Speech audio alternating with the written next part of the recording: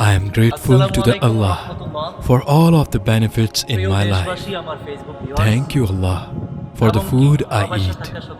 Thank you for the people I greet. Thank you for all your rahmat on me. I bow my head to give you all praise. I thank you for my family and friends. Ya Allah, we appreciate all of your kindness and Narikelbaria union. আচ্ছা everybody, এই যে দেখেন এখানে একজন মুসলিম ভাই একটা call বসিয়ে দিয়েছেন কৃষক শ্রমিকদের জন্য।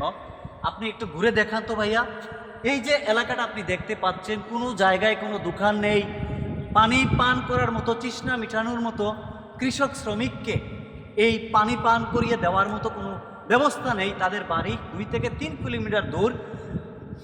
শিক্ষার্থীরা তো স্কুলে মাদ্রাসায় চলে যায়, বাচ্চা কাচ্চারা, বাবারা ভাইয়েরা কৃষিক্ষেত্রে ব্যস্ত থাকে।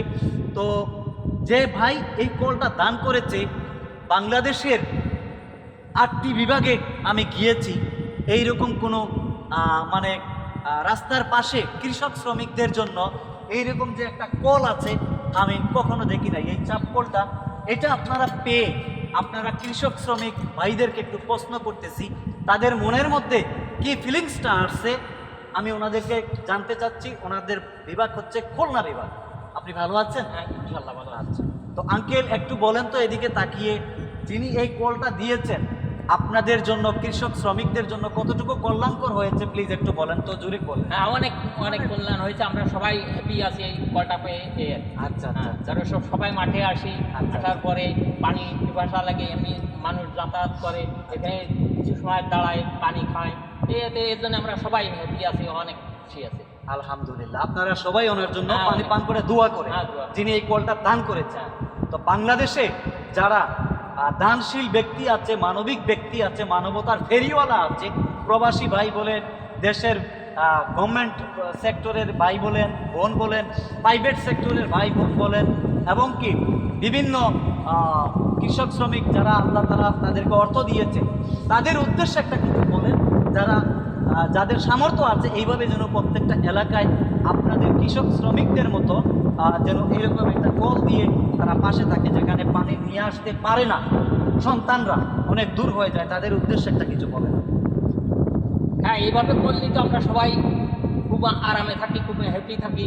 দেখা যাচ্ছে আমাদের বাড়ি অনেক দূরত্ব, পানি খাতিয়েবে, এখন তো মাঠের বাড়িতে পানি এনে খাওয়া তো কঠিন হয়ে যায়, তাই এখান থেকে পানি খাতে পেলে খুবই ভালো লাগে।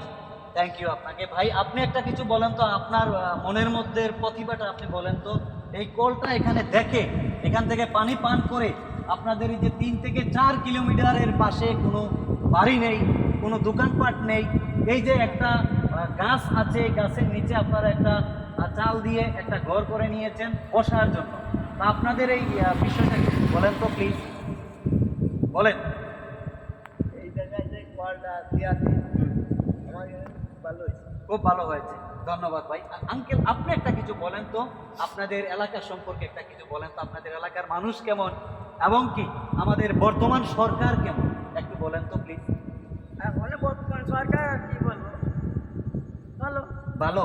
আচ্ছা আচ্ছা আচ্ছা আচ্ছা এভরিবডি, আপনারা সবাই দেশের কল্যাণে আসবেন, নিজের শিক্ষাকে কাজে লাগাবেন। এই যে আমার পাশে দেখতেছেন পাট শাক এবং কি খেজুর বাগান, তাল বাগান এবং কি নারিকেল বাগান, অনেক ধরনের বাগান আছে।